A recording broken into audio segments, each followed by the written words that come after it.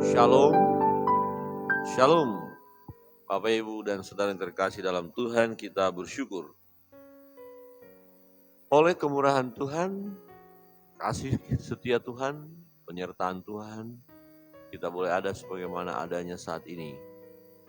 Kita bersyukur, Dia yang memberi kehidupan kepada kita, Dia yang memberi kesempatan kepada kita untuk menikmati kehidupan ini. Mari kita jalani kehidupan ini dengan penuh sukacita. Memang ada tantangan, ada pergumulan yang kita hadapi. Satu hal yang harus kita tanamkan di dalam diri kita mau setia, kita mau menyerahkan hidup sepenuhnya kepada Tuhan, ya kita terus berkata, aku butuh Engkau Tuhan. Jangan kita menjauh daripada Tuhan, jangan kita sampai tidak menyembah Dia, jangan sampai kita menduakan hati Tuhan. Ya kalau kita hidup sesuai dengan kehendak Tuhan, ya kita terus menyenangkan hati Tuhan, nah maka hidup ini adalah hidup yang berarti, ya hidup yang menghasilkan buah, hidup yang berkenan kepada Allah. Ya, tetapi kalau kita jauh dari Tuhan, ya bahkan mungkin kita tidak pernah menyembah Dia, tidak mengucap syukur atas kehidupan ini. Terlebih lagi kita masuk dalam penyembahan berhala, mengandalkan kekuatan lain. Maka hidup kita adalah hidup yang tidak menghasilkan buah. Hidup yang gersang. Dan kalau tidak menghasilkan buah, maka Tuhan akan memotongnya. Saudara yang terkasih dalam Tuhan. Pembacaan kita, Yesaya pasal 5. Umat pilihan Allah digambarkan dalam bentuk ilustrasi ya, gambaran kebun anggur ya dan pemiliknya. Saya akan membaca untuk kita. Di ayat pertama dikatakan begini. Aku hendak menyanyikan nyanyian tentang kekasihku. Nyanyian kekasihku tentang kebun anggurnya. Kekasihku itu mempunyai kebun anggur di lereng bukit yang subur. Ia mencangkulnya, ia membuang batu-batunya, dan menanaminya dengan pokok anggur pilihan. Ia mendirikan sebuah menara jaga di tengah-tengahnya dan menggali lubang tempat pemerasan anggur. Lalu dinantinya supaya kebun itu menghasilkan buah anggur yang baik. Tetapi dihasilkannya ialah buah anggur yang asam. Kalau kita mengerti tentang kerinduan sang pemilik kebun ini, tentu dia merindukan ya anggur yang manis. Ya anggur yang manis, anggur yang mahal, anggur yang menghasilkan nilai yang baik. Setelah dia mengelola, ya dia bekerja keras, mempersiapkan semuanya, ditanamnya pohon anggur itu, bahkan persiapan untuk memeras anggur itu pun sudah dia buat, semua sudah siap. Dia merindukan ya anggur yang manis, yang segar, yang menyenangkan hati, yang memberikan keuntungan. Sekian lama berjerih lelah untuk mempersiapkan semuanya. Ya tentulah kerinduan sang pemilik ini adalah menikmati hasil. Tetapi ketika ya anggur yang dihasilkan dari pokok anggur itu adalah asam, buah itu asam, kecut, tidak nikmat, tidak mendatangkan hasil. Ya, ini membuat sang pemilik sedih. Ini adalah gambaran bangsa Yehuda dan Israel di hadapan Allah ketika mereka telah diperlakukan oleh Allah dengan baik. Mereka adalah orang pilihan Allah. Mereka dirawat, dijaga, dilindungi sedemikian rupa. Tetapi hasilnya apa? Hasilnya adalah selalu mendukakan hati Tuhan. Ya, maka dikenal mereka sebagai bangsa yang tegar tengkuk, keras kepala, yang seringkali meninggalkan Tuhan. Apa yang akan dilakukan oleh sang pemilik kebun anggur itu dengan situasi seperti itu, dengan anggur asam itu? Ayat 3. Maka sekarang hai penduduk Yerusalem dan orang Yehuda, adililah antara aku dan kebun anggurku itu. Apatah lagi yang harus diperbuat untuk kebun anggur itu yang belum kuperbuat kepadanya? Aku menanti supaya dihasilkannya buah anggur yang baik. Mengapa dihasilkannya hanya buah anggur yang asam? Kira-kira sudah saya lakukan yang terbaik, kelola dengan baik, benih yang baik, tanahnya subur, tempatnya bagus, kok hasilnya adalah anggur asam. Apalagi yang mau dibuat? Sudah dilakukan semua. Di ayat 5. Maka sekarang aku akan memberitahukan kepadamu apa yang hendak kulakukan kepada kebun anggurku itu. Aku akan menebang pagar durinya sehingga kebun itu dimakan habis. Dan melanda temboknya sehingga kebun itu diinjak-injak. Aku hendak membuatnya ditumbuhi semak-semak, tidak dirantingi dan tidak disiangi sehingga tumbuh putri malu dan rumput. Aku akan memerintahkan awan-awan supaya jangan diturunkannya hujan ke atasnya. Sebab kebun anggur Tuhan semesta alam ialah kaum Israel dan orang Yehuda. Ialah tanaman kegemarannya. Dinantinya keadilan, tetapi hanya ada kelaliman. Dinantinya kebenaran, tetapi hanya ada keonaran. Inilah keadaan bangsa Israel, umat pilihan Allah, orang Yehuda. Ya, di dua-duanya ditunjukkan oleh Allah tentang bangsa Israel dan bangsa Yehuda. Ya, keturunan daripada Abraham, Ishak, Yakub. Bapak Ibu Saudara yang terkasih dalam Tuhan, kita melihat di sini bahwa sang pemilik itu akan melakukan tindakan yang adil, yang benar. Ini adil.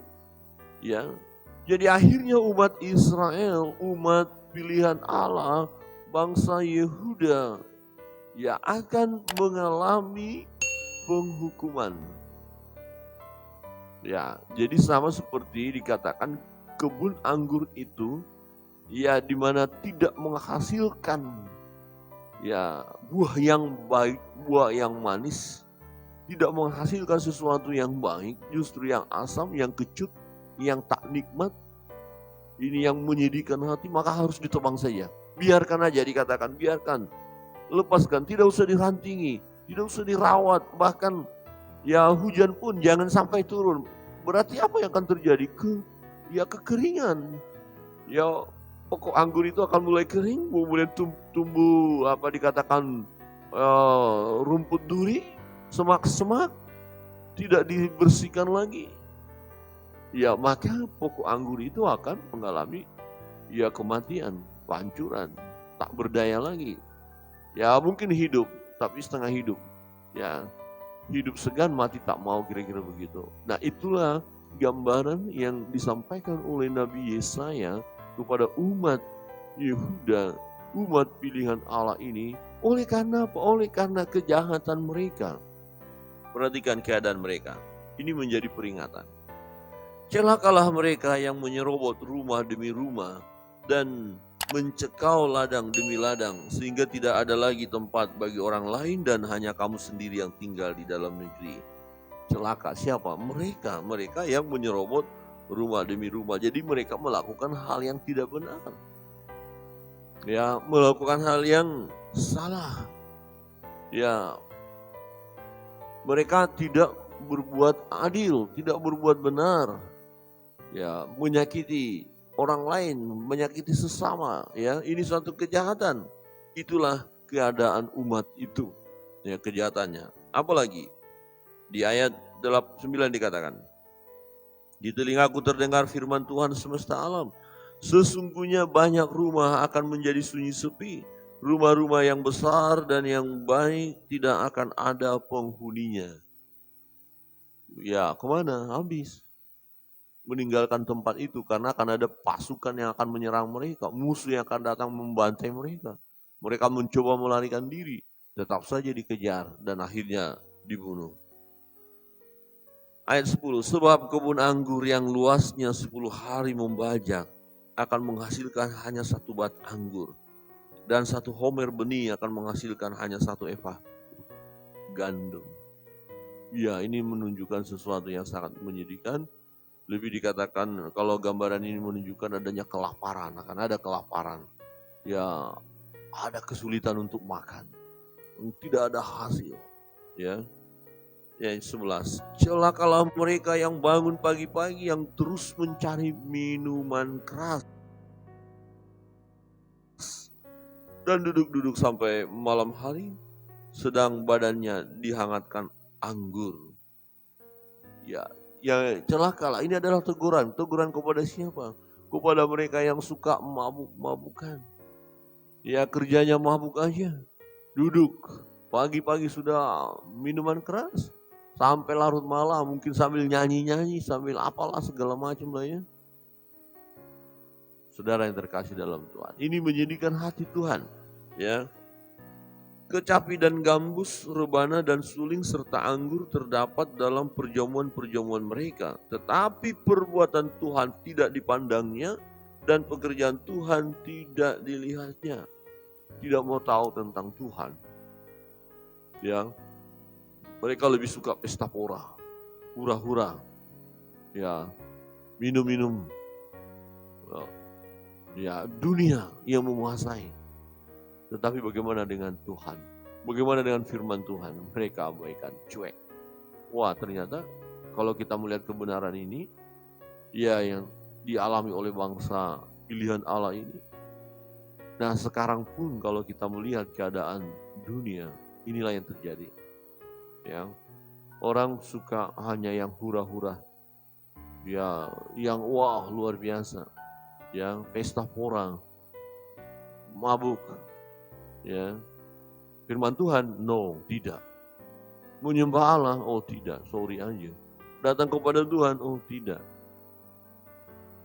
Dan kalau ini terus-menerus terjadi, tinggal nunggu waktu. Satu hari di mana Tuhan akan bertindak dan memberikan penghukuman kepada mereka, ya, yang mendukakan hati Allah, ya, yang tidak melakukan kebenaran, mereka yang melakukan hal yang jahat. Tuhan adil, saudara. Dia adil dan dia akan melakukan keadilan itu. Dan manusia akan melihatnya. Di ayat 13 dikatakan, sebab itu umatku harus pergi ke dalam pembuangan, oleh sebab mereka tidak mengerti apa-apa. Orang-orang yang mulia akan mati kelaparan, dan khalayak ramai akan menderita kehausan. Sebab itu dunia orang mati akan membuka kerongkongannya lapang-lapang dan akan mengangahkan mulutnya lebar-lebar dengan tiada terhingga, sehingga lenyap ke dalamnya segala kesemarakan dan keramaian Yerusalem, segala kegaduhannya dan orang-orang yang bersukaria di kota itu. Maka manusia akan ditundukkan dan orang akan direndahkan. Ya, orang-orang sombong akan direndahkan. Saudara yang terkasih dalam Tuhan. Ya, nubuatan daripada Nabi Yesaya ini akhirnya tergenapi. Ya, ketika Zedekia, Raja Yehuda, raja terakhir, memerintah. Dan masa pelayanan Nabi Yeremia. Ya, 100 tahun kurang lebih setelah pelayanan Nabi Yesaya ini. Digenapi bahwa mereka yang ditunggang balikannya Yerusalem, ya, kota itu, bahkan bait Allah dihancurkan, dirobohkan, diporak-porandakan.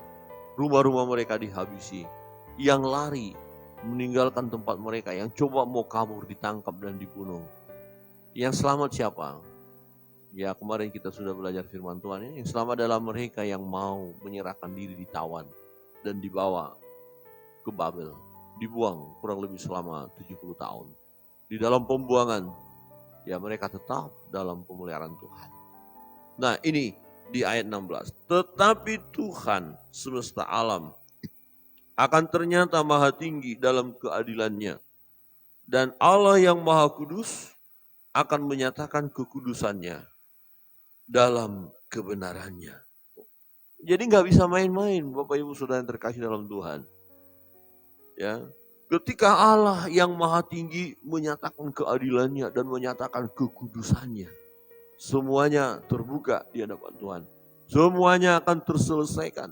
Orang tidak bisa lagi menyembunyikan diri di hadapan Allah. Semua kejahatan akan terlihat. Ya sama seperti kebun anggur itu. Ketika menghasilkan buah, kelihatannya bagus, mantap, akan memberi rasa nikmat, manis kelihatannya. Tetapi setelah diambil dan dimakan, ternyata kecut. Artinya apa? Kita nggak bisa bersembunyi. Kita nggak bisa bersandiwara. Jadi kita harus hentikan sandiwara itu. Hentikan sandiwaramu.